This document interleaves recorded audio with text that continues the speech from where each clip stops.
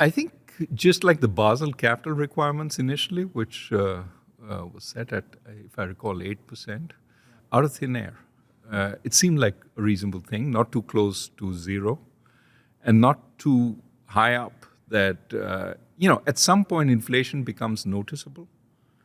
2% is a level where you get some inflation, but nobody really cares about it. Studies of where inflation becomes a problem typically would say somewhere in the double digits.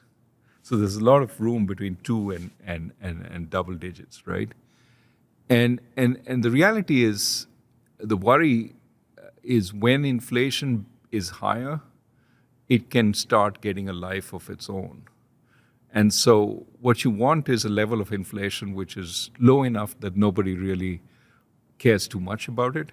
And then what that does is it means that things get anchored around that. And, price movements, there are relative price movements, but not an absolute price movement.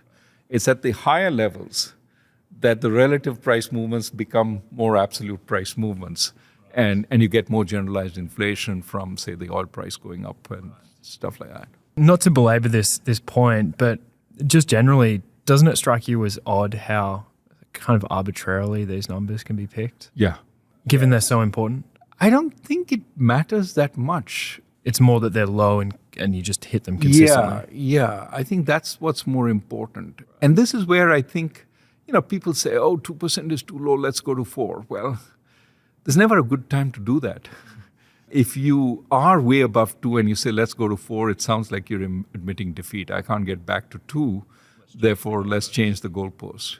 And of course, if you are at 2 or below 2 and you say 4, sometimes the problem when you're below 2 is really getting inflation up. That was the whole problem before the pandemic, right? The Fed had too low inflation.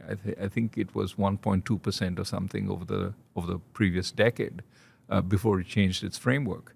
And it said, look, we really need to get it up, but it ignored people who were saying, say 4, because it seemed a little ridiculous. You can't reach 2, so you say 4. Instead, what it did was it changed the framework to be a little more accommodating of inflation. I would say it doesn't really matter what number you pick so long as it is below the radar screen of people.